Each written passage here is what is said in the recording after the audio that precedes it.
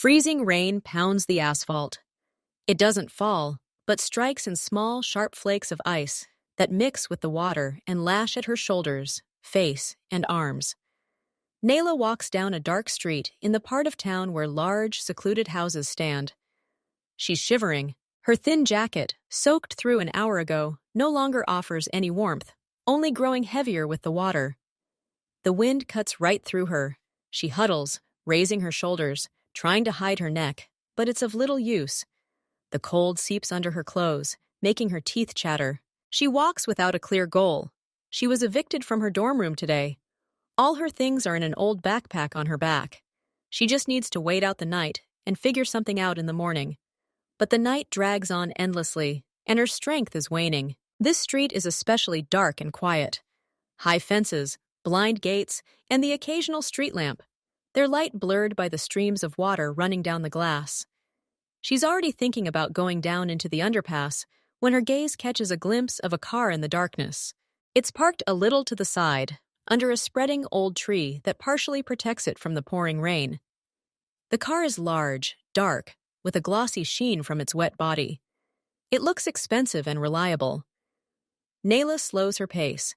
She stops and looks at the car. The windows are tinted, making it impossible to see anything inside. She glances around. There's not a soul on the street. The silence is broken only by the sound of the rain and the distant hum of the city. The thought comes to her, insistent and seductive. She moves closer. Her hand, cold and almost numb, reaches for the back door handle. She doesn't expect the door to open, but the handle gives way with a quiet but distinct click. The door opens a centimeter. Nyla's heart skips a beat, then starts pounding somewhere in her throat. This is wrong. Who leaves a car like this unlocked? Maybe it's a trap? But the cold and exhaustion are stronger than the fear. The thought of just sitting in the warmth for 5 minutes drowns out the voice of reason. She looks around again. It's empty. She yanks the door open, falls inside onto the wet seat, and slams it behind her. The sharp contrast is deafening. Outside, there was the howl of the elements. Here, there's a deep, velvety silence. The rain is now just a dull, muffled thud on the roof, and warmth, warm, dry air envelops her from head to toe. She involuntarily exhales with relief, and it's an almost animalistic sound, a sound of despair and momentary salvation. She looks around cautiously. The interior is spacious and dark. The dashboard glows a soft blue. It smells. Not just like a new car. It smells of expensive leather seats, cleanliness, and a subtle but lingering aroma of something woody, like an old, solid wood wardrobe. Everything looks impeccable. Not a speck of dust, not a speck of dirt, not a single thing out of place. She pulls off her soaking jacket, careful not to splash water all over the car, and tosses it onto the floor at her feet. Then she presses her back against the softest seat. It envelops her. Fatigue rolls over her instantly, like a heavy wave. Her eyelids become leaden. One thought pulsates in her head. 5 minutes. I'll just warm up and leave. I'll wake up at dawn and leave. Her breathing evens out. Her body finally stops shaking. The sound of the rain on the roof becomes a monotonous, lulling background. She curls up on the wide seat, pulling her legs up. Her consciousness switches off. She doesn't hear another car pull up outside a short while later. Silence wakes her. Not a sharp sound, not a jolt, but the absence of sound. The steady, lulling hum of the engine, which had become the background of her sleep, was gone. Nyla slowly opens her eyes. The car is dimly lit. Not the street at night, but a dim, diffused light pouring from somewhere above. She lies in the back seat. The car isn't moving. She doesn't feel the slight sway. She sits up abruptly. Her heart starts beating faster. She looks out the window. Through the tinted glass, she sees not falling rain and streetlights, but a concrete wall, metal beams, shadows from bright lamps somewhere on the ceiling. A garage. The car is parked in a large, clean garage. Panic, cold and sickening, rises from her stomach to her throat. She grabs the handle of her door and pushes it. Nothing. The door is locked. She pushes the door with her shoulder. It doesn't even budge. She slams her palm against the glass. The sound is dull, muffled. The glass doesn't shake. It's thick and strong. She turns around, looking for the driver. The car is empty. She's alone in this locked car, in an unfamiliar place. Her breathing is ragged. She clenches her fists, trying to pull herself together, to stop shaking. And then she feels it.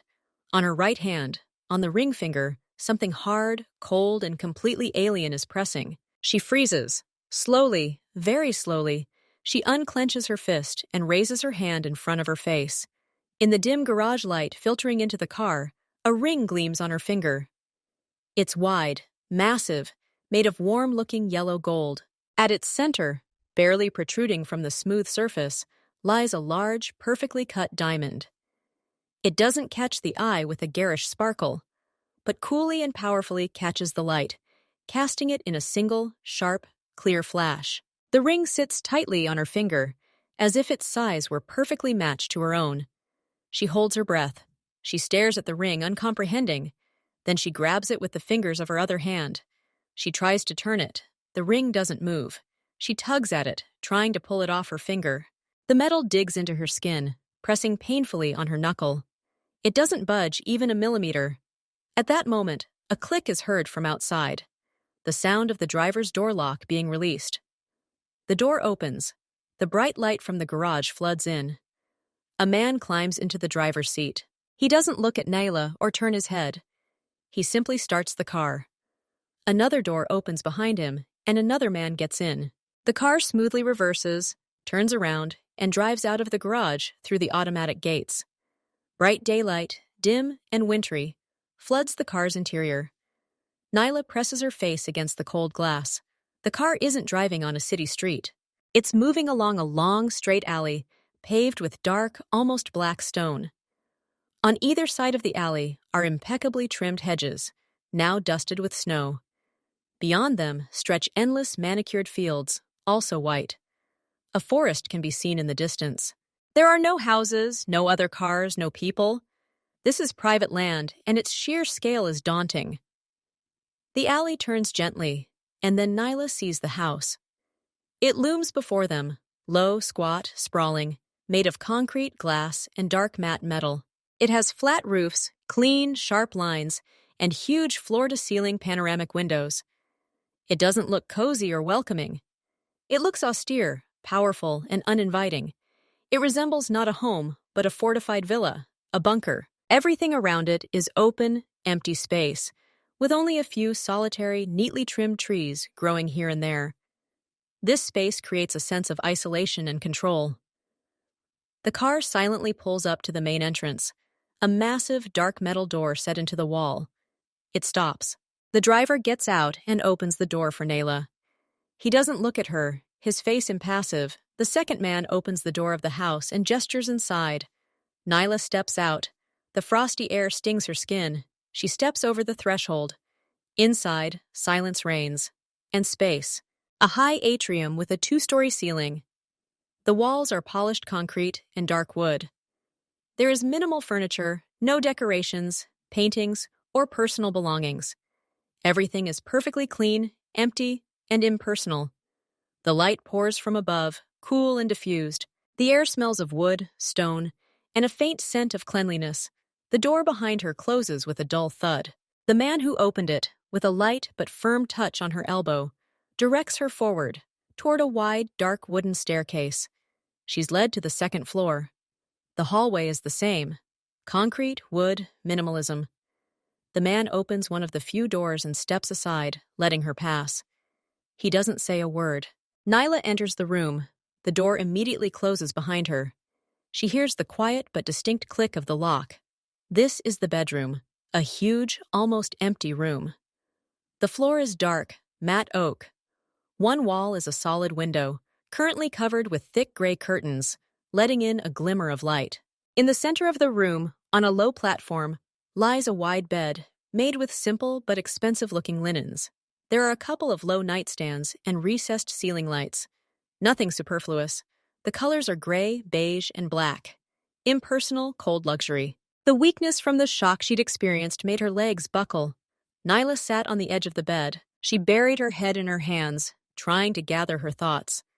She raised her hands to rub her face, and she sees it again, In the bright, even light of the room, the ring looks even more alien and oppressive.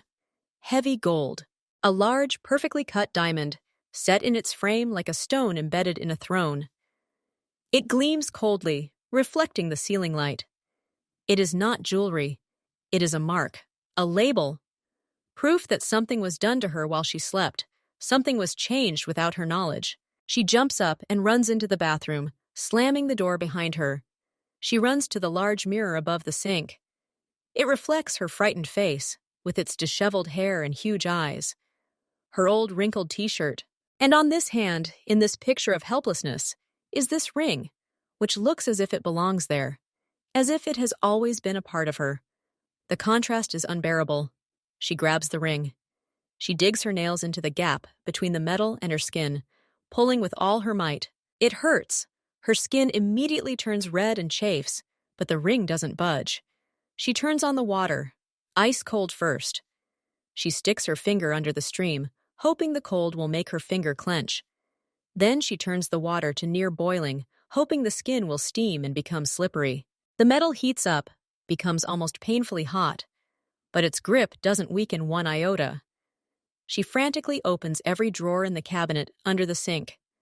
They are completely empty. No soap, no cream, no lotion, nothing that could help. Despair chokes her. She returns to the bedroom, falls onto the bed, and clenches her fist around the ring, as if she can hide it from herself, make it disappear. But the weight on her finger doesn't go away. She feels it every second. The cold of the metal, which has now become part of her body. Time loses all meaning in the quiet, locked room. She doesn't know how much time has passed. She simply lies on the bed and stares at the ceiling, where lifeless white lamps burn. Her thoughts race in circles, finding no outlet. Suddenly there's a sound. The crisp, metallic click of a key turning in the door lock. Nyla's heart skips a beat, then starts pounding wildly. She sits up abruptly in bed, cringing. The door opens. A man stands in the doorway. He enters the room and stops a few steps from the bed. He leaves the door open, but his figure, calm and motionless, seems an insurmountable barrier. It's Taehyung. He's dressed in simple yet perfectly tailored dark pants and a thin dark gray sweater. He wears no jewelry. His face is perfectly calm, his features clear and firm. High cheekbones, a straight nose, dark eyes that are now looking at her. There's no anger, curiosity, or surprise in his gaze. There's no discernible emotion. He's simply looking at her, the way one looks at a fait accompli, at an object that has taken its allotted place. Nyla jumps to her feet. She takes a step back until her feet hit the bed platform. "Who are you?" Her voice is hoarse and loud in the quiet room. "Why am I here? What is this?" She holds out her hand with the ring, shaking it in front of her. "Take it off! Now!"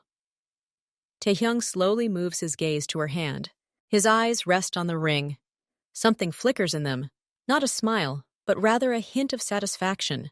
Confirmation that everything is as it should be. He looks at her again. His face remains expressionless.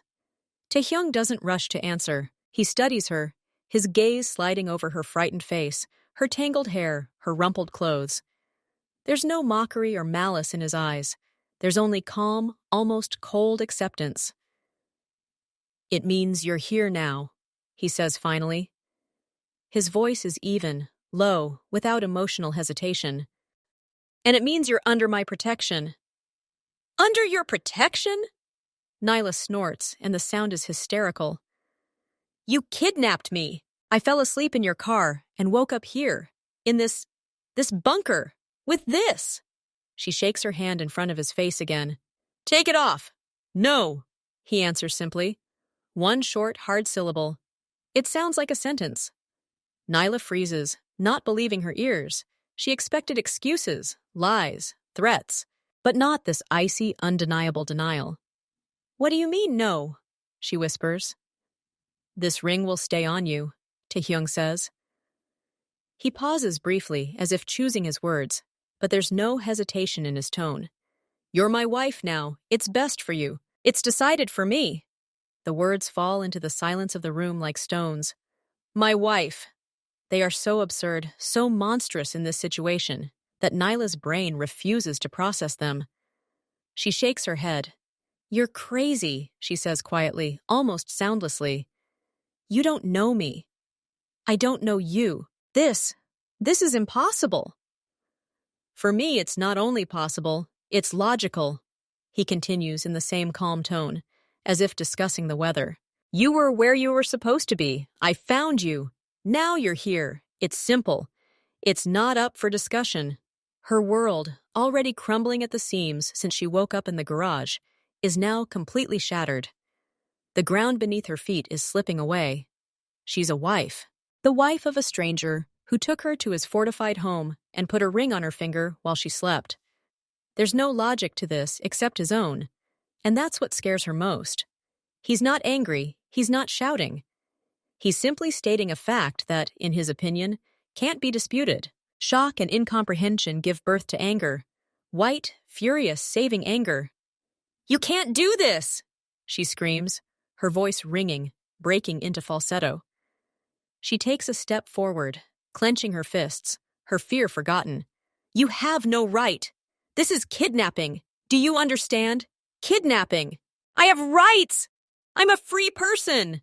She screams into his impassive face, pouring out all her pent-up helplessness and terror.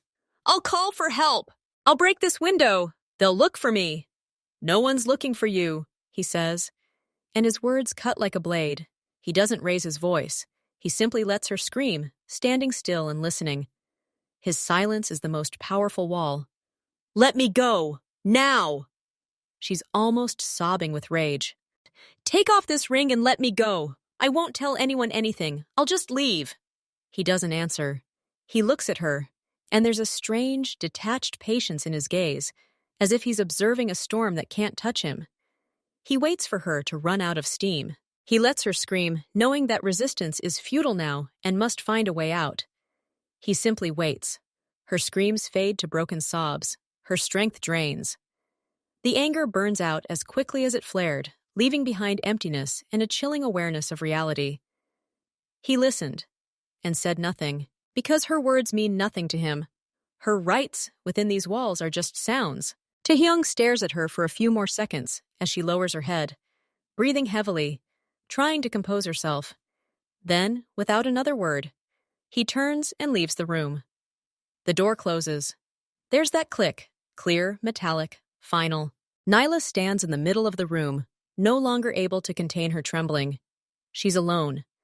Absolutely alone in this vast, beautiful, flawless, and utterly alien room. The silence returns, oppressive and complete. She turns, surveying her new prison-like refuge. Her gaze falls on the window. She walks over to it, grabs the heavy folds of gray fabric, and pulls them aside. Beneath the curtain is a solid sheet of glass, from floor to ceiling. No handles, no hinges, no gaps. She searches for a latch, a button, anything, nothing. She raps her knuckles on the glass. It doesn't bend, doesn't resonate. It's dull and impenetrable. She rests her forehead against the cold surface and looks out. The same garden, the high fence, the deserted area, a beautiful, sterile trap. A golden cage. The words come to mind. It's all here. Warmth, comfort, luxury. There's only one thing missing, an exit. She slowly slides to the floor beneath the window, hugs her knees, and freezes, staring at the opposite wall. Loneliness washes over her, heavy and sticky. She's not just a prisoner, she's a prisoner of a man who considers her his wife. And the windows won't open. The light outside the window changes. Gray dawn gives way to an equally gray day. Nyla doesn't move. She sat like that all night, in a stupor, clinging to a sharp sense of injustice to keep from breaking. A soft knock on the door startles her. She doesn't answer. The door opens. A woman of about 40 enters, dressed in a formal dark gray suit, resembling a uniform. She carries a tray. On the tray is a lid, from under which a light steam rises, and a carafe of water. The woman doesn't look at Nyla. She silently walks over to the low table by the wall, sets down the tray, and removes the lid. Beneath it is a perfectly arranged breakfast: scrambled eggs, toast, fruit, yogurt. Everything looks fresh and expensive. Nyla rises from the floor. Her body is numb. "Who are you?" she asks hoarsely. "Where is he? Tell him to let me out. Now." The woman finishes her actions and straightens up. Only now does she look at Nayla. Her face is polite and completely blank. There's neither sympathy nor condemnation in her eyes. She bows silently, smoothly, not deeply at all, more of a nod. Then she turns and walks toward the door. "Hey! I'm talking to you." Nyla takes a step forward. "You have to help me. This is not normal." The woman stops at the door and turns. Again the same silent, polite nod. Then she exits. The door closes. The lock clicks. Nyla glances at the door, then at the tray of food. The smell wafts at her, and her stomach twists with a betraying hunger. She walks over and slams the tray onto the floor. The china shatters, food scattering across the dark wood floor. She stands there, breathing heavily, looking at the mess. This is her protest, the only one she can make right now. But the feeling of satisfaction doesn't come. Only greater despair. She understands that this woman won't do anything. She's just a servant. She follows orders. Her silence is part of the rules of this place. Broken dishes and food smeared across the floor lie there for hours. Nyla sits on the bed, watching the stains gradually dry. She waits for a reaction. Anger, punishment, anything. The reaction comes in the evening. The lock clicks again. Taehyung enters. He glances briefly at the mess by the wall, but his face is expressionless. He doesn't mention it. He looks at Neela. "You haven't eaten," he states. "I won't eat until you let me go," she says. But there's no longer any of the morning strength in her voice, only tired stubbornness. "The hunger strike is pointless," he says, as if explaining the obvious. "You'll only hurt yourself. They'll bring you another dinner. You'll eat it." He says this not as a threat, but as a statement of a future fact.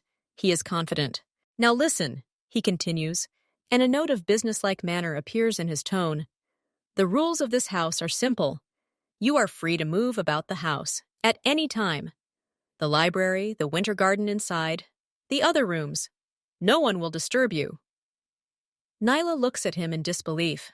It sounds like concession, but she senses a catch. "But you can't go outside. The gates, the doors to the street, they're closed to you. Don't try to open them. It's useless and will only cause unnecessary problems." He pauses, letting that sink in. "You can walk around, but only inside the cage. All your needs will be met. Clothing, food, books, entertainment, whatever you want. Tell the maid or me, no need to break things." He nods toward the broken china. "This is your home now. Treat it as such." "This isn't my house," she whispers. "This is your house," he corrects without a shadow of a doubt. "And I am your husband. You can call me Taehyung. You'll get used to it in time. The sooner you accept the rules, the easier it will be for you." He looks at her, expecting questions, but seeing that she's too shocked to speak. "Dinner will be here in an hour. I hope you've eaten. Someone will be coming tomorrow to take your clothing measurements." With these words, he leaves again. Nyla remains seated, digesting his words. Freedom, within the confines of the house. Needs will be met. He speaks of her life here, in the future tense, as if it were something settled and immutable, as if it were a fate against which it is useless to argue. And the most frightening thing is that there is no malice in his calm confidence. There is the cold, inexorable logic of a master who is simply organizing his life and his property. The next day, Nayla decides to explore the house. The door to her room, as Taehyung promised, is unlocked. She cautiously steps out into the hallway. The same silence, the same concrete and wood walls. She moves slowly, listening. The house is huge and empty. She finds a living room with low furniture and an unlit fireplace. She finds a dining room with a long table for 12 and she finds something like a study with an empty table. The same style reigns everywhere. Expensive, minimalist, sterile. No photographs, no knickknacks, no traces of a personal life. It looks like a design project or a very expensive hotel where no one lives. Her footsteps are silently absorbed by the thick carpets. She begins searching for exits. Large doors of frosted glass and metal lead, she assumes, to a garden or a terrace. She approaches one of them. Nearby, in a niche in the wall, stands a man in a dark suit. He doesn't look at her, but his posture changes, becoming more attentive. She reaches for the handle. "The exit is closed," the man says quietly, almost politely. He doesn't physically hinder her, but his words ring out like an indisputable fact. Nyla jerks her hand away, as if from fire. She steps away and continues down the corridor. She finds another exit, a massive wooden door with a combination lock. There's no one there. She approaches, examining the panel. A quiet cough sounds behind her. She turns. Another guard emerges from the next room. He silently takes up a position a few steps away, staring into space ahead. She descends to the first floor, into the atrium. The main entrance, that same metal door, is clearly visible. Two people stand near it. They don't speak, don't look around. They simply are. Nyla feels their gaze on her, even though they're not looking directly at her. She concludes her inspection by heading back up to her room. Her prison is immaculate, secure, and completely impenetrable. Every exit is guarded. The house is beautiful, stylish, and utterly soulless. There isn't a single weak point. Nyla realizes a direct assault is futile. She decides to try to negotiate. Breakfast is brought to her room, just like yesterday. It's the same woman in the gray suit. This time, Nyla doesn't shout. She moves closer, trying to catch the maid's eye. "Listen, please," she begins, trying to keep her voice calm. "I understand that you're just doing your job, but you have to understand that I'm being held here against my will. I just need to get outside, at least into the garden, behind the house. I need a doctor, or just call. Can you help?" The woman sets the plates on the table. Her movements are precise and impersonal. She doesn't look up. "Please," Nyla insists, a pleading edge to her voice. Tell Mr. Taehyung that I need to talk, that it's urgent." The maid finishes, straightens up, and finally looks at her. Her face is a polite mask. "All questions should be addressed to the master," she says in a flat, toneless voice. "If you need anything, you can press the call button." And again the same slight, meaningless nod, and departure. Later, as she cautiously strolls through the house, Nyla ventures up to one of the guards at the side door. He's young, his face less stony than the others. "Excuse me," she says quietly. I don't feel well. I need air. Could you just open the door for 5 minutes?" "I'm not going anywhere. I'll just stand there." The guard looks straight ahead, but the corner of his mouth twitches slightly. He hesitates. "Please?" she whispers. "I can't," he finally says, his voice almost regretful but firm. "Orders. You need to see Mr. Taehyung." She sees he's not evil. He's simply following instructions, and those instructions leave her no room for error. She steps back, feeling a wave of helplessness wash over her again. They're all cogs in his machine, and he holds all the controls. A couple of days later, Nyla finds the library. It's a large room with tall, dark wood shelves filled with identically bound books. It smells of paper and old leather. It's the first place in the house where there's any sense of life, albeit preserved. She's sitting in a deep armchair by the window, not reading, just looking at the shelves, when the door opens. Taehyung enters. He's not surprised to see her here. He walks in like he owns the place, which he is. "Have you found something to do?" he asks. His tone is even, almost social. She doesn't answer, just looks at him. "Was the dinner acceptable?" he continues, walking over to his table in the corner of the room. He sits down and pulls out his chair, as if they do this every day. The cook is trying. "You know I don't care about lunch," she says, sounding tired. "But you should," he replies, opening his laptop. "Your well-being is important. You're not eating much." He acts as if some fragile truce has settled between them, as if her protests are annoying but temporary tantrums that will soon pass. His calm irritates her more than his shouting. "You can't just ignore what's happening," she says, but without the same force. "I'm not ignoring anything." He looks up at her. "I'm providing you with everything you need. You're safe. You have shelter, food, and now books. What else do you need?" His question rang with genuine, detached curiosity. as if he genuinely didn't understand. It all made sense to him. He'd provided what was needed. What else was there to talk about? "I miss freedom," she blurts out, jumping up from her chair. The old anger, dulled by days of isolation, flares up again. "I don't need your books and your food. I need to leave. Get back to my life." Taehyung closes his laptop. He's not irritated. He looks at her, and something like tired patience can be seen in his eyes. "Your old life is gone," he says quietly, but very clearly. "You left it behind when you got into my car. You were in nowhere. Now you're here." "That's not an answer," she almost screams. "You can't just take someone away." "I didn't," he corrects. "I provided an alternative. Do you think there was anything good waiting for you out there? Cold, hunger, danger? Here, you'll have everything. Warmth, food, respect. In time, you'll see that you're better off here." He says this with such unshakable confidence that for a second she's at a loss. There's no malice in his words, no desire to humiliate. There's a cold, calculating statement of what he believes to be the truth. He sincerely believes he saved her, improved her life, and this belief is more terrible than simple violence. "I will never accept this," she says, but there's already a crack of hopelessness in her voice. "You will," he answers simply, "because there's no choice.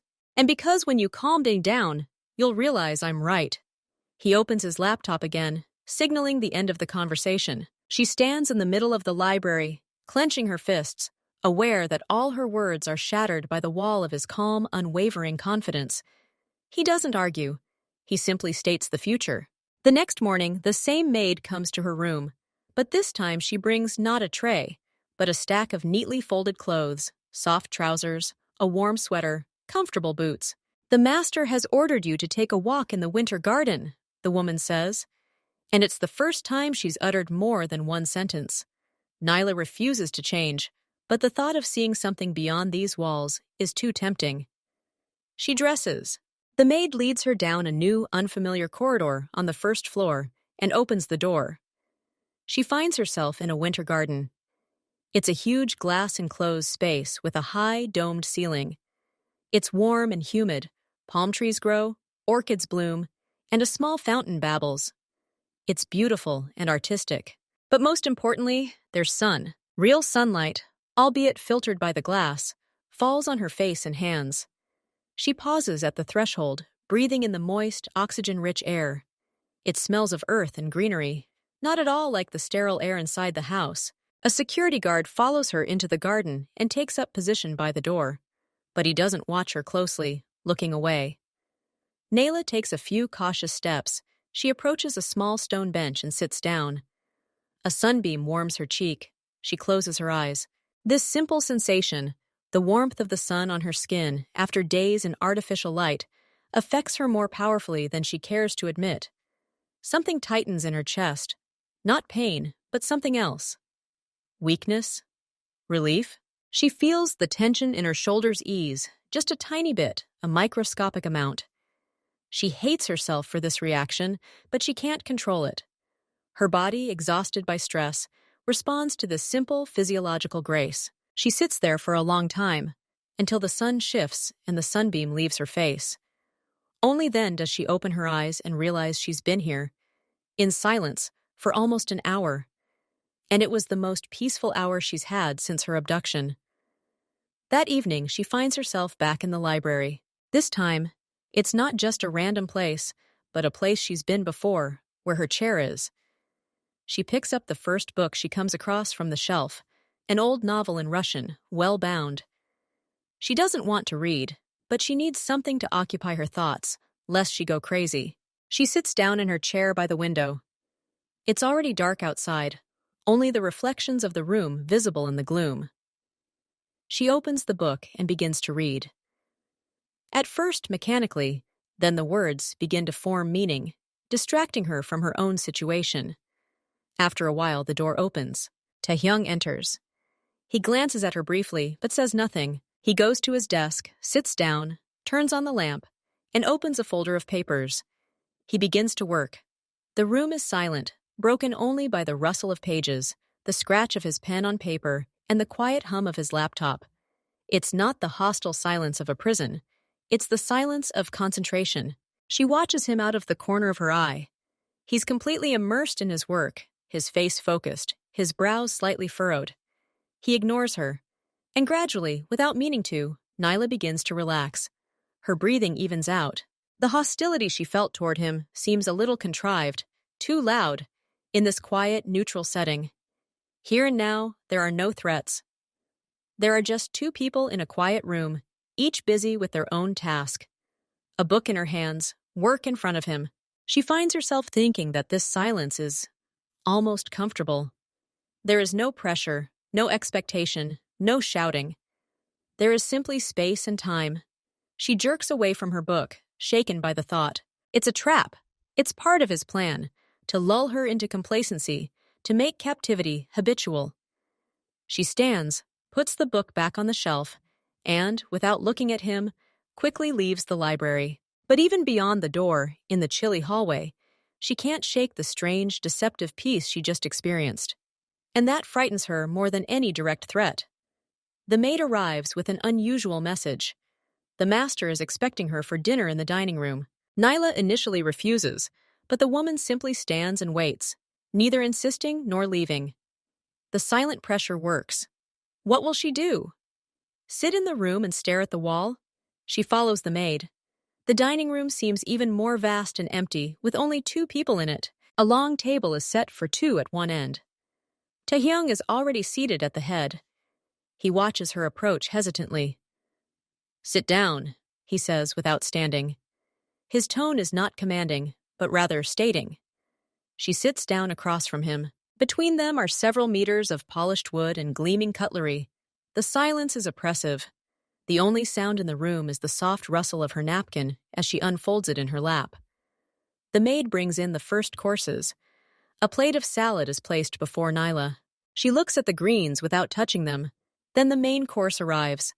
Pasta is placed in front of her. Not just any pasta. It's pasta alla carbonara, with a thick, creamy egg and cheese sauce, bits of pancetta, and a generous heaping helping of grated pecorino. The aroma is familiar, comforting, almost painfully familiar. It's her favorite dish, the same one she used to order at the only decent cafe near her old college, back when she could afford it. She freezes, staring at her plate, then slowly looks up at Taehyung. He's eating his steak, oblivious to her shock. "How did you know?" she blurts out, her voice hollow. He puts down his knife and fork and wipes his lips with a napkin. "I made sure to find out," he says simply, as if it were the most ordinary thing. "It's important to me that you feel comfortable here. That's not an answer, it's something else." He didn't spy on her in a past life. He simply found out. In a way she doesn't want to imagine.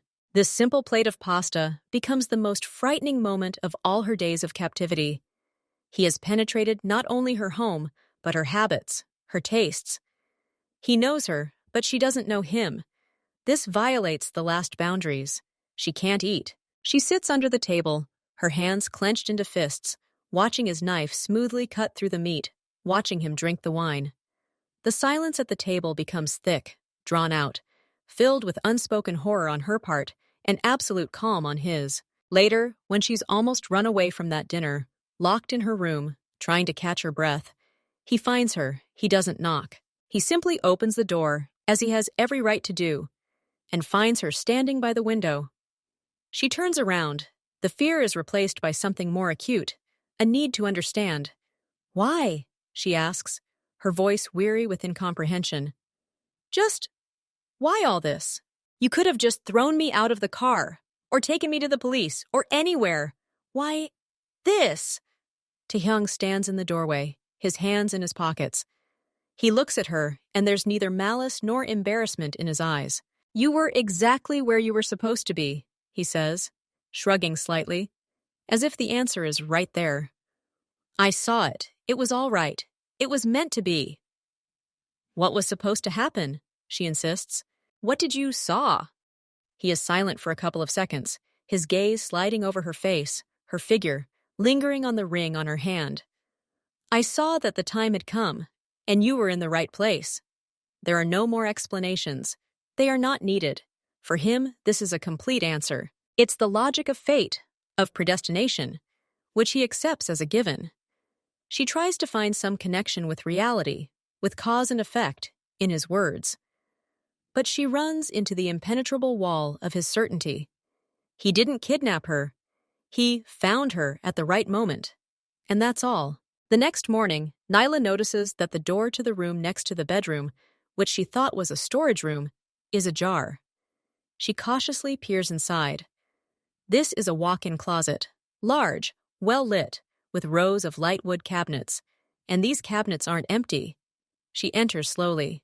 The shelves are neatly folded. Not fancy outfits or evening gowns, but simple, quality clothes. Soft jersey, wool sweaters, cotton blouses, good quality jeans, trousers. Everything is in neutral but pleasing tones. Deep blues, warm grays, beiges, burgundy. Rows of shoes line the shelves, leather boots, sneakers, comfortable flats. Everything looks new, but not flashy. These are clothes you can live in. She picks up a sweater. The fabric is soft, luxurious to the touch. She looks at the tag. Her size. Her exact size. She checks the jeans on the other shelf. Her size again. She opens the underwear drawer. Everything fits perfectly. This isn't a pile of luxury dumped at her feet. It's a carefully curated wardrobe. The very one she could choose for herself if she had the money and time. A style she loves. Comfortable, high-quality pieces that speak to an understanding of everyday comfort rather than ostentatious luxury. She steps back, leaning against the doorframe. This gift, given without what she knows, frightens her more than a scream or a threat. He's watching. He knows. Not just about the pasta. He knows her size, her tastes. He's integrated her into his life with frightening thoroughness, planning every last detail. This isn't generosity. It's part of the design of a new reality in which she has a role. And this role is already embodied. In the form of a sweater, in her size and color, the days merge into a monotonous sequence, waking up in a quiet room, breakfast, which she now eats mechanically because hunger is stronger than principles, aimless wanderings around the house, sometimes a winter garden under supervision, an evening in the library where Taehyung may or may not be. The constant tension, the readiness to fight, to protest, is beginning to falter. The body and mind cannot remain under siege indefinitely. The energy of protest, which initially burned brightly, is now smoldering, dying under the weight of hopelessness and isolation. She finds herself trying to pull the handles of locked doors less and less. She challenges the silent maid less and less. She simply accepts the food brought to her. She puts on comfortable clothes from the closet, because her own already feel foreign and dirty. She reads a book at the library, and sometimes she becomes absorbed in the story for an entire hour, forgetting where she is. This isn't resignation, it's exhaustion. Apathy slowly envelops her like a thick fog. Resistance seems a waste of already meager energy. The world has shrunk to the size of this house, and she's beginning, without meaning to get used to its rhythms, its silence, its rules. The anger is still there, but it's deep inside, weighed down by fatigue. Now she's often simply silent. One evening, they find themselves alone in the library again. She's sitting in a chair, not reading, simply gazing at the flames in the fireplace, which they've lit today. The warmth and the quiet crackling of the logs create a deceptive sense of comfort. "You never ask," he says suddenly, without looking up from his papers. "What are you thinking about?" She looks at the fire. "About how I ended up here," she answers quietly. Then, after a pause, she adds, almost not expecting him to listen. "I was evicted. From my room. For debts. I was studying, working part-time, but I didn't have time. That day, they told me to vacate the premises by evening. My things, there were almost none. I just walked outside with a backpack, walking aimlessly. Then it started to rain." She tells this monotonously, without self-pity, simply stating the facts. She doesn't look at him, doesn't seek sympathy. She simply says it out loud, voicing her impasse for the first time in a long time. Taehyung listens. She feels his gaze on her, but sees neither mockery nor disgust in it. He simply listens attentively, without interrupting. When she falls silent, the only sound in the room is the crackling of the fire. He doesn't say sorry or I understand. He offers no empty consolation. He simply nods, once, as if he's received important information, and returns to his papers. His silent acceptance of her story, the lack of judgment or pathos, strangely feels more respectful than any words. He's accepted it as fact. Another piece of the puzzle he seems to be putting together in his head. A few days later, after dinner, which passed in the almost familiar silence, she asks the question that's been swirling around in her head for a long time. She doesn't shout anymore. She simply asks, tiredly and without expecting a clear answer. You said I was where I was supposed to be. But why me? It could have been anyone on the street. Why did you decide it had to be me? Taehyung pushes his coffee cup away. He looks at her as if he's finally heard a meaningful question. Because you fit, he says. Not just physically, you fit. I've always known what my wife should be like. How she should look, how she should carry herself. Not in details, but in essence. I waited, and when I saw you, I knew. This is her. His words hang in the air. They sound insane, but he speaks them with such unshakable, calm certainty that they leave no room for doubt. For him, this isn't a fantasy, but an inner knowledge, almost a prophecy fulfilled. You knew nothing about me. She tries to object, but her voice is weak. Now I know, he retorts. And everything I learn only confirms it. You're strong. You survived alone. You didn't break down right away here. That's good. He speaks of her qualities as the virtues he sought. Her resistance is proof of her strength, not his defeat. It's inexplicable, she whispers. For you, yes, he agrees. For me, no. I don't need an explanation. There is a fact. You are here. You are my wife now. Everything else is a matter of time and habit. He rises from the table. His explanation is complete. For him, it is complete and exhaustive. This is how everything works in his world. He imagined something, and it materialized at the right moment in the right place. The logic of fate, in which he is the main beneficiary and interpreter. He didn't kidnap some random woman. He took his wife, whom he finally found. And now his task is to make sure she understands and accepts this. The day begins as usual. A light from behind the curtains, a soft knock on the door, breakfast on a tray. Nyla eats. She doesn't refuse anymore. She drinks coffee and looks out the window at the gray sky. She goes out into the hallway. The house breathes its usual noiseless life. She goes down to the library. She takes the book she started the day before from the shelf. She sits down in her chair. A little while later, Taehyung arrives. He nods to her, briefly, almost imperceptibly. She doesn't respond, simply looking at him and then looking back down at the page. He sits down at his desk and turns on his laptop. There's silence. Real, relaxed. She reads. He works. The rustle of pages, the clicking of the keyboard, the hum of the system unit. Clouds drift past the window. The light changes, brightens, then dims again. The maid brings lunch directly into the library, to a small table in the corner. Nyla puts her book down and eats a sandwich. Taehyung continues working, sipping coffee from his cup. They don't speak. They don't even look at each other, but the air isn't thick with the sharp, cutting hostility of before. There's a neutral coexistence, two bodies in the same space, each busy with its own task, ignoring the other but not conflicting with it either. After lunch, Nayla returns to her book. Taehyung answers the phone, speaks quietly, in short sentences in Korean, then dives back into his paperwork. She catches herself watching the movement of his pen across the paper, the concentrated crease between his brows. She turns away. That evening, before dinner, she goes into the winter garden. He doesn't follow her. She sits alone on a stone bench, listening to the dripping of the fountain. Then she returns inside. They sit across from each other at dinner. Soup, fish, vegetables. He asks if she liked the book. She shrugs. Fine. He nods. The conversation dries up, but there's no awkwardness.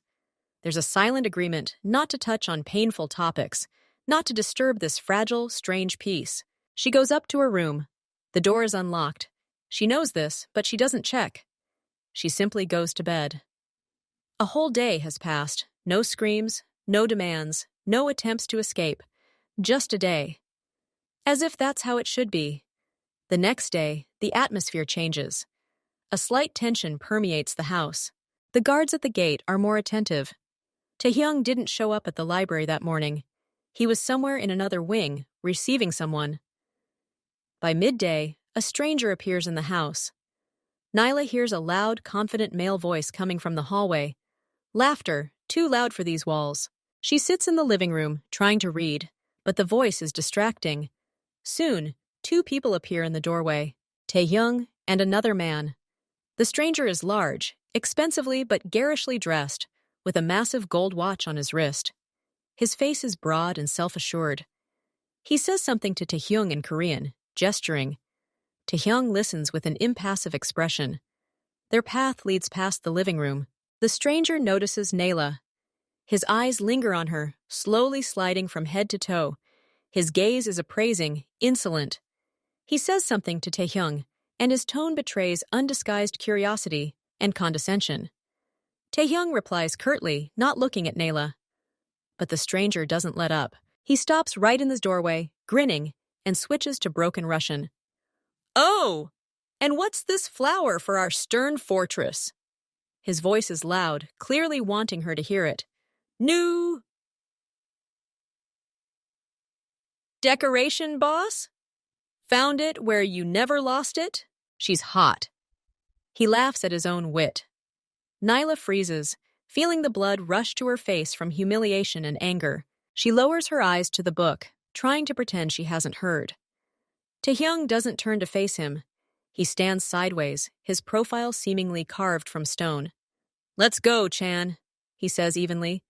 But there's a steely edge to his voice that wasn't there before. But Chan, apparently feeling safe or being too stupid, decides to continue. He takes a step toward Nayla, smirking condescendingly. "What, kitty? Is it boring here? I bet the boss keeps you under lock and key, you little darling. He's right to do so. There are so many like you on the street." He doesn't have time to finish. Taehyung's movements are too fast to process. He doesn't shout. He doesn't make a single unnecessary gesture. There's no anger in his actions, only a cold, honed precision. He turns, and his hand, flat, hard, shoots out. Not a fist. The sharp edge of his palm. It slams with all its force into Chan's throat, just below his Adam's apple. There's a dull, wet thud. The laughter breaks off, turning into a hoarse, choking sound. Chan's eyes widen, filled with confusion and panic. He clutches his throat, his face turning purple. He can't breathe. He stumbles back, falling heavily to his knees, choking on a silent cough.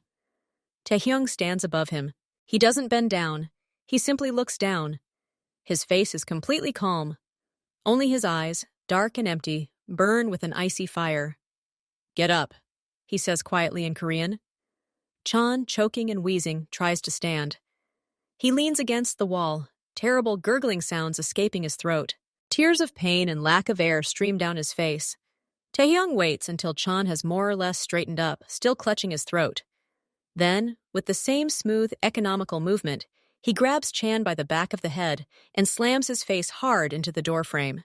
The sound of bone hitting wood is dull and distinct. Chan groans, blood streaming down his nose and split lip. Taehyung lets go of him. Chan slides to the floor, whining, clutching his bloody face to his hands. It all took no more than 10 seconds.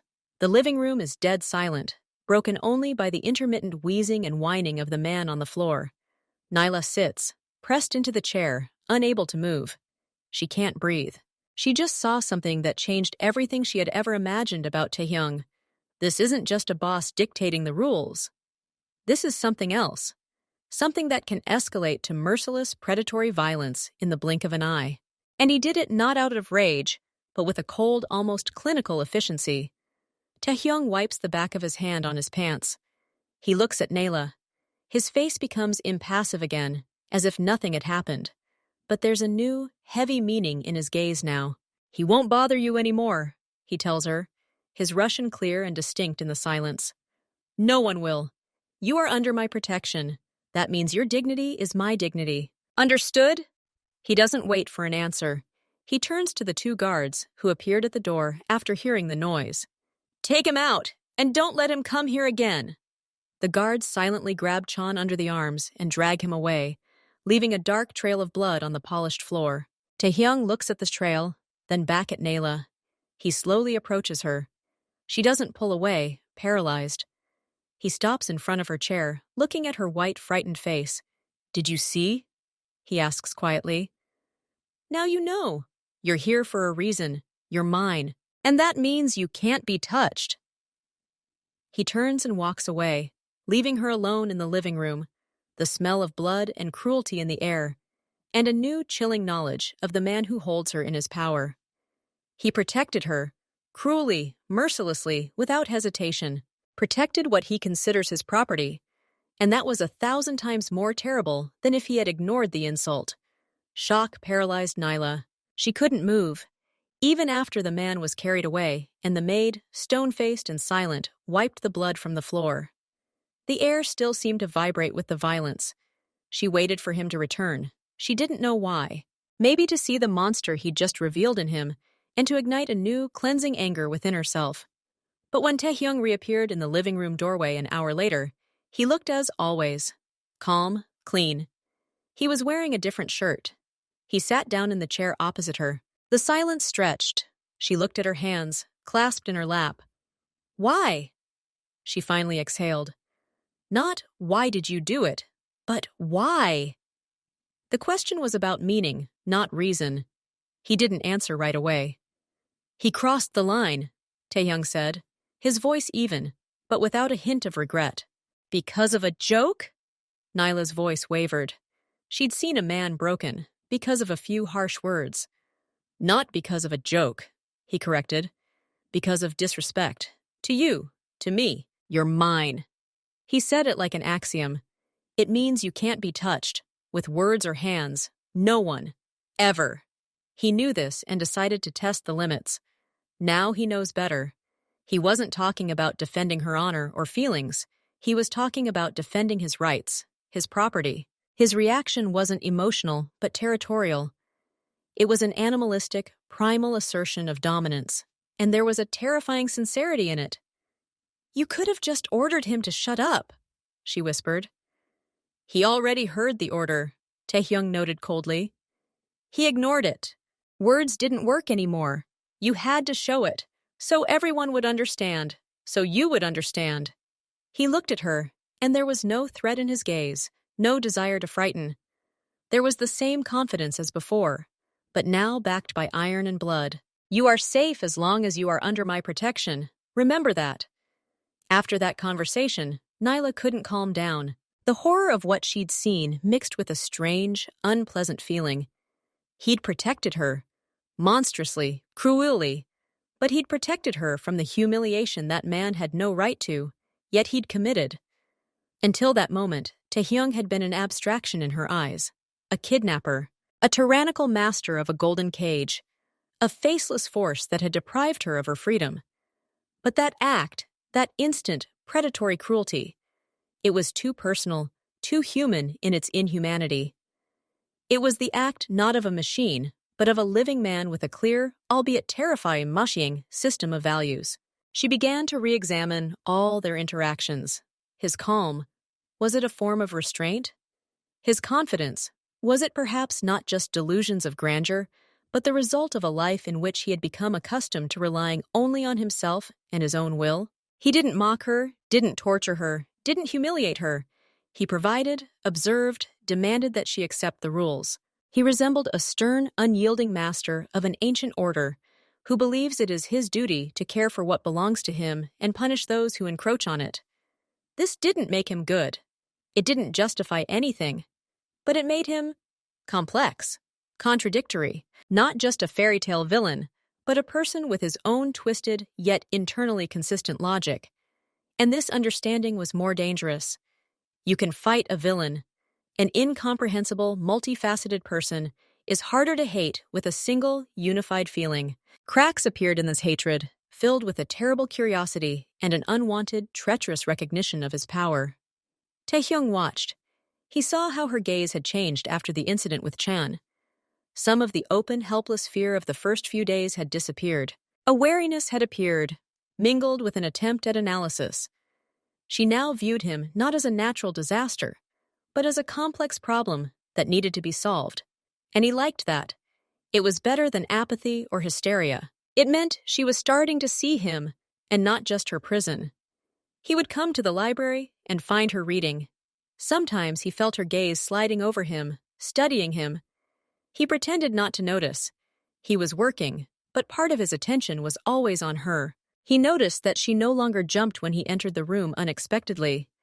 She began to eat almost everything that was brought. Once, he saw her in the winter garden, thinking she was alone, reaching for the sun, closing her eyes, and a simple, physical relief flickered across her face for a moment. He quickly moved away, not wanting to ruin that moment.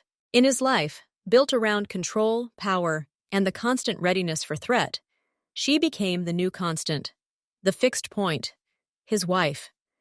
He didn't think about love. That concept was too abstract and unreliable for him. He thought about belonging, about responsibility. She was his, so he had to provide her with safety, comfort, and acceptance. He wanted her to accept her place, not out of fear, but out of understanding. For her to see the world through his eyes and agree that he was right. For the first time in years, something had appeared in his rigidly scheduled existence that demanded not only orders, but also patience. Something alive, something that couldn't be broken but could be tamed. And in the silence of his office, staring at the computer screen, he caught himself looking forward to the evening when they would sit in the library, each in their own corner, in a silence that was no longer empty but filled with her presence. It was a new sensation, unfamiliar, and he hadn't yet decided whether he liked it, but he could no longer ignore it. She had entered his home, and without meaning to, had begun to change his rhythm. And he, master of everything around him, allowed it to happen. Because this, too, was part of the plan. His plan. He told her about the trip that morning, simply and without explanation. "Get ready. We're going into town." Neither a request nor an order, just a statement. Nyla nodded silently. Resistance was futile, but curiosity, whether suppressed or not, was there. For the first time in a long time, she would be stepping outside the fence. He didn't lead her to the front door, where guards were always stationed. They went out the side entrance into the garage. Waiting there wasn't the armored car she'd fallen asleep in that night, but another one, slightly smaller, with regular windows. He opened the front passenger door and stepped back, letting her in. That simple gesture, he didn't put her in the back like a prisoner, made a difference. She was in the front seat, like a companion. The car pulled out of the compound.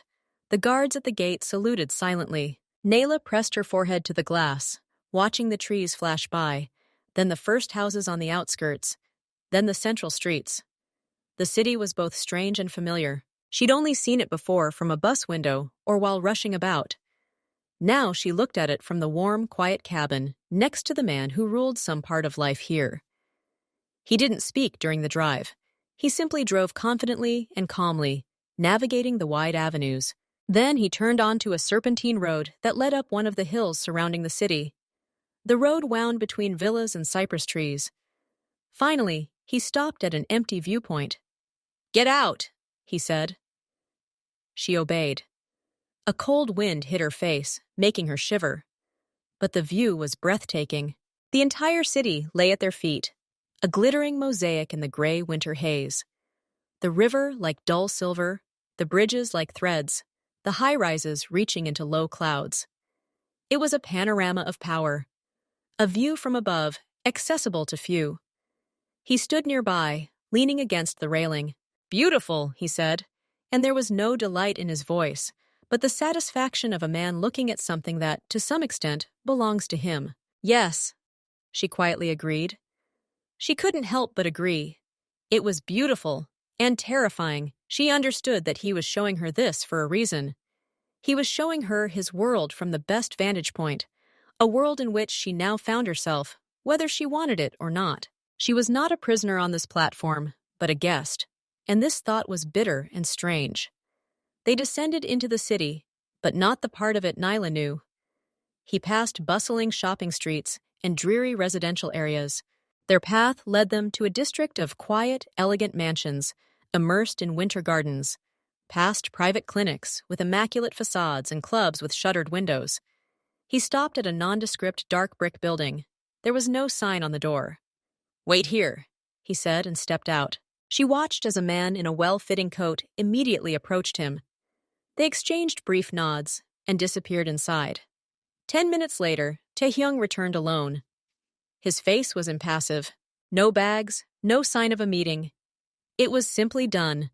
Later, on the way back, they stopped briefly at an upscale residential complex. The car at the gate was recognized, and the barrier went up without question. They drove past the security guards, who, almost imperceptibly, but clearly, bowed their heads in respect. Not to the car, but to the man behind the wheel.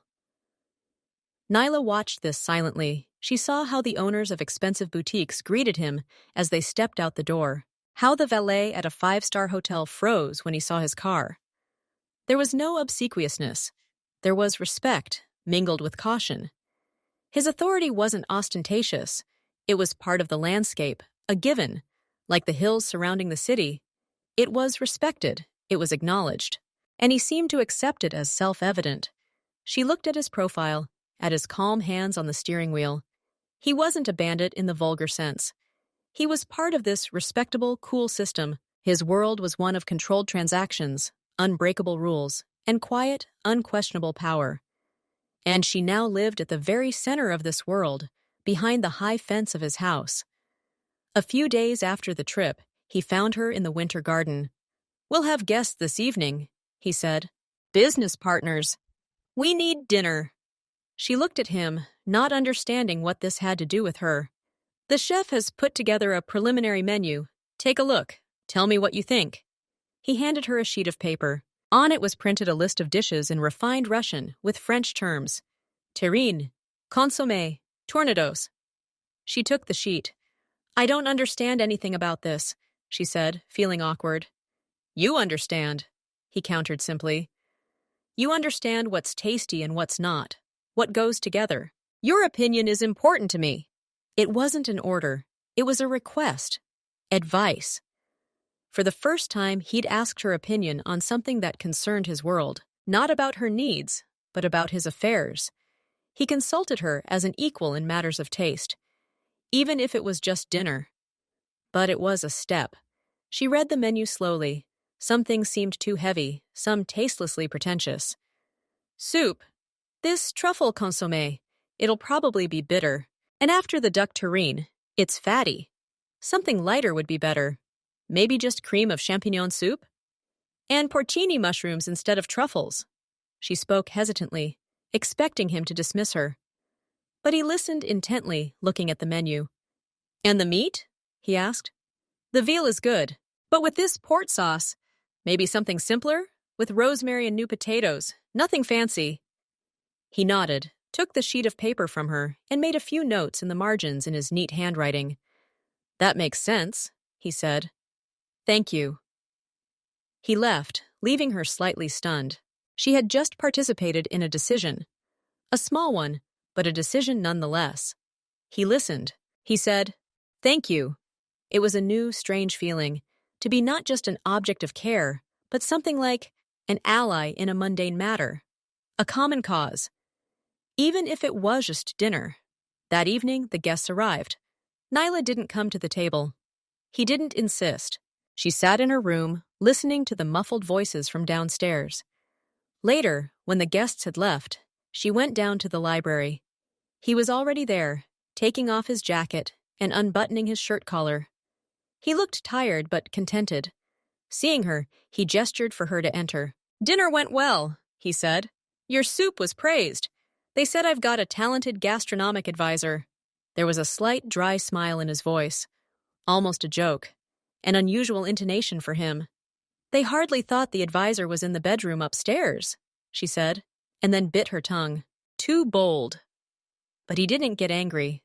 On the contrary, the corners of his mouth twitched. "So much the better. Let them think I have a genius in the kitchen. And genius, as we all know, is capricious and doesn't come out to entertain." It was said so suddenly, with such a dry, self-deprecating delivery that Nyla couldn't help herself. A brief, quiet smile escaped her lips. She immediately caught herself and looked down, embarrassed and frightened. She had just smiled at him, at her captor, at her jailer, at her husband. He saw that smile. He saw her extinguish it. He said nothing. But a new awkward silence fell over the library. She smiled, and this simple, almost reflexive gesture felt like a terrible betrayal. A betrayal of herself, her rage, her pain. The smile was a chink in the wall of her resistance, and she feared that through that chink everything might escape. A few more days passed. He found her in the library, trying to figure out how to use the coffee machine, a new and complicated one. She didn't dare ask the maid, but simply pressed buttons at random. Frustrated, he walked over silently, took the capsule from her hand, inserted it into the correct slot, set down the cup, and pressed a button. The machine came to life, hissed, and dispensed a stream of black coffee. "You should read the instructions," he said without reproach. "I tried," she muttered, feeling foolish. "Stubborn," he noted. Then, after a pause, he added, looking at the coffee and not at her, "You're strong. I see it. I appreciate it." She froze, cup in hand. It wasn't a compliment in the usual sense. It was a statement of fact, spoken with a hint of respect. He valued not her compliance, but her stubbornness, not her submissiveness, but her inner strength, which, despite everything, had never been broken. For him, a man of strength and will, this was the highest praise. He recognized in her a kindred spirit, the ability to survive, to persevere, to not break easily. She didn't know what to say. Thank you would have sounded absurd. She simply nodded silently, raising the cup to her lips. The coffee was the perfect strength. His words hung in the air, heavy and meaningful. He acknowledged her power. And in that acknowledgement, there was something that made them strangely equal. Not in rights, not in status, but as individuals. This was dangerous. It destroyed the simple victim-tyrant paradigm. The morning was quiet and foggy. Nyla woke not from a scream or fear, as in the first few days, but gradually, from a deep, restful sleep. She stretched, feeling her muscles rest on the perfect mattress. The warmth from the heated floor spread softly across the carpet. Outside, the winter garden lay silent in a gray haze. It was quiet, safe. She lay there, staring at the intricate texture of the ceiling. Her mind was free of the usual whirlwind of thoughts about escape, about protest. There was peace. The weariness of long resistance had finally given way to a strange, empty acceptance. And then, completely unexpectedly, the thought came to me, quiet and seditious. Maybe it's not so bad here? She froze, stunned.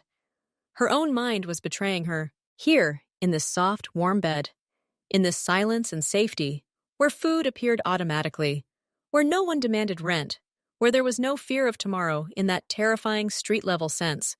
Maybe it really wasn't so bad. She jumped out of bed as if stung. No, it was a trap. This was what he wanted, to lull her, to tame her, to make her mistake the cage for a home. She went to the window and grabbed the cold glass. She looked at the fence, the barbed wire above, the fog beyond. Reality was beyond that glass. Cold, gray, but real. But once the thought had appeared, it wouldn't go away. It had settled somewhere deep, like a worm. Not so bad. She hated herself for it, but it was impossible to deny the growing physical and psychological relief of ending the struggle for survival in the world she'd come from. She was trapped, but the trap was habitable, warm, and safe. And the safety, imposed, alien, was beginning to seem terrifying, unwanted, and yet a gift nonetheless, a gift from a man who considered her his property. And the most terrible thing was that a part of her, tired and wounded, was beginning to appreciate this gift. The thought, like a poisonous vine, entwined her consciousness. She was sitting in the winter garden, but she no longer saw the glass walls and high fence. She saw two paths diverging before her in the fog. Both led to dead ends, but they looked different. The first way was to resign herself, to stop twitching like a bird against glass, to accept his rules, his world, his definition of her as a wife. And then it would truly be possible to live here, not just exist, but live, in warmth, in well-fedness, in the security that he, like a bulldozer, had built around her. She would have beautiful clothes, books, the respect of servants, even if forced, even some semblance of respect from him, the respect he showed to things that performed their function properly. She could forget about debts, about the cold, about the fear of tomorrow. She could relax. The word popped into her head, and she shuddered at its sweetness and betrayal. The second way was to fight, to continue, to look for weakness in the guards, to try to break the glass, to go on a hunger strike, to scream every time he entered the room. To fight for freedom. But what freedom? The one she had before? The freedom to sleep wherever she could, to shiver from the cold, to count pennies until payday, which would still be taken away for debts. The freedom to be invisible to a world that didn't care about her? That freedom was a phantom. It was the freedom to drown, but to do so without handcuffs. Her old world offered her no choice. It simply ground her down, slowly and without malice. Taehyung offered a choice. A monstrous, unfair one, but a choice nonetheless. A prison with velvet walls, or a prison without walls, but with wind and hunger as guards. There was essentially no choice. Both options were defeats, but one defeat was comfortable, the other fatal. She looked at her hands, at that very ring. Before, she had seen it only as shackles. Now she was beginning to discern their weight. The weight of the responsibility he had taken upon himself. Wild, twisted, but responsibility nonetheless. He hadn't abandoned her on the street. He had taken her, like a thing. But he had placed this thing under a glass case and claimed ownership. In his world, this might have been a manifestation of something. Not love, but something solid. She closed her eyes. The fight required energy, and her energy was running out. All that remained was fatigue and the cold calculation of a survivor. What was the point of fighting to the death for a shore that had long since rejected you? Perhaps it would be better to learn to swim in this strange, quiet, warm ocean, no matter how artificial it was. The decision wasn't made overnight.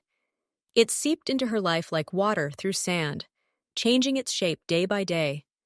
She stopped refusing breakfast. She began choosing clothes from the wardrobe, not just at random, but based on her mood. One morning, she came to the dining room herself and sat down at the table before he arrived. He walked in, saw her, nodded, and sat down opposite her. Not a word. They simply began eating. And so it went. Breakfast together became a ritual. Silent, but a ritual nonetheless. Sometimes he asked how she slept. Sometimes, overcoming her compulsion, she asked if he would be home for dinner. Business matters, practical ones. The days took on a rhythm like the ticking of an expensive watch. Precise, silent, predictable. Morning, breakfast. Then time for herself, the winter garden, books. Sometimes she'd ask the maid to bring her a sketchbook and pencils, and she'd begin drawing, at first clumsily, then more boldly. She often took lunch in the library. After lunch, he'd sometimes stop by if he was home. He'd work at his desk. She'd read. In the evening, dinner. Then sometimes another hour in the library, sometimes each in their own room. He stopped locking her door. Ever. She discovered this one night when she got up to get some water. The handle turned freely. She stepped out into the dark hallway, stood there, listening. No one. She could have gone anywhere in the house. But where? To the locked front door under the cameras? She returned to her room. She closed the door, but didn't lock it. There was nothing to lock it with. Trust? Or the certainty that she had nowhere left to run? Both, probably. The ring. She stopped fiddling with it, trying to pull it off. She almost forgot about it. It had become part of her hand, like a watch or a scar. Sometimes, lost in thought, she would run her finger over the cold stone. It was simply a fact. Her fact. It didn't pinch or press. It was simply there. Material proof of a new reality. And she began, without realizing it, to associate it not only with the kidnapping, but also with the strange security that now surrounded her. It was a stamp of ownership, yes, but in Taehyung's world, being someone's property meant being protected. And that protection, as she had seen with Chan, was ironclad. He entered her room without knocking, a habit that still made her shudder inwardly, but no longer caused a panic attack. In his hands, he carried not a large box, but a small, flat black case made of matte leather. "They brought me something," he said, placing the box on the table next to the chair. "Take a look." He didn't open it. He simply moved toward the window, giving her space. Nyla approached slowly. She opened the clasp. Inside, on black velvet, lay jewelry. Nothing flashy, nothing dazzling.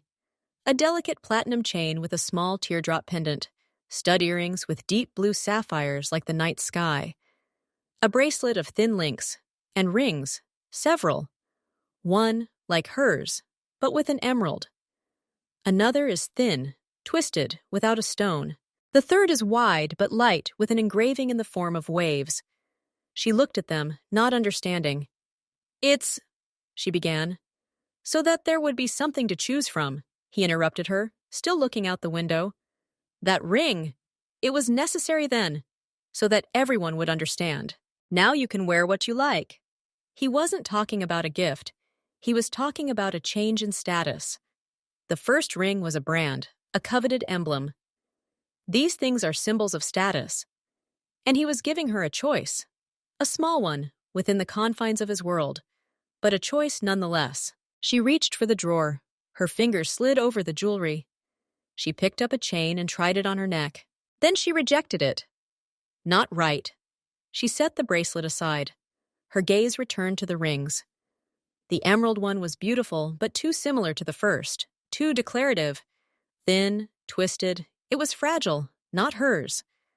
Her fingers settled on the engraved one. It was massive, yet the delicate work made it weightless. Silvery metal, platinum, she later learned. And across its entire width, shimmering engravings ran, waves, spirals, something ancient and calming. It didn't demand attention. It simply was. Powerful, complex, calm. She took it. She held it up to the light. It was beautiful, truly beautiful to her. Not ostentatious, but profound. She felt his gaze on her. He was watching. Without thinking, automatically, she grabbed her old ring. She no longer rubbed the skin underneath it. It came off easier than the first day, but still tight. She tugged, and it gave way. It slid off her finger with a soft, metallic hiss. She laid the heavy gold and diamond on the velvet. It lay there, cold and meaningful, like an artifact from another life. Then, slowly, looking at the new ring, she slipped it onto the same finger. It fit perfectly. It felt cool and light. She looked up and met his gaze. He was looking at her hand. At the new ring. There was no smile on his face. There was deep, silent satisfaction. Approval. "Good choice," he said simply. He walked over, picked up the box, and closed it, leaving the old ring inside. He didn't say what he would do with it. It didn't matter anymore. She had made a choice, not between freedom and bondage, between one symbol and another. And putting on the new ring herself, she accepted the rules of the game. Definitively. Winter had passed. Outside the bedroom window, in the garden, the first timid greenery was poking through, and the last of the dirty snow was melting. The air that occasionally rushed in through the ventilation system no longer smelled of frost, but of damp earth. Nyla stood in the living room before the picture window, looking out into the twilight. She was wearing one of her new sweaters, soft and warm, and those same comfortable trousers. The engraving on her platinum ring shimmered in the lamplight. She heard footsteps behind her. He came over and stood next to her, not touching her. He continued to look out into the garden. They often stood like this now, without a word. She thought about the life she'd once dreamed of, about studying, about her career, about her small apartment, about love that comes by mutual consent, about the freedom to come and go. That life now seemed like a dream. Vivid, but unreal. Like a colorful postcard from another world. Her reality was here. In this fortified house, with this silent, impenetrable man who had once taken her from the streets and decided that she was his wife. She didn't love him. That word would have been a blasphemy against everything that had been between them, There was no hatred in its original sharp form. What remained was a complex interweaving of fear, of the force that had broken Chan, respect for his strength and strange honesty, habit, and recognition. Recognition of his right to be who he was, and her place at his side. It wasn't love. It was something else, more primitive and more lasting, a pact.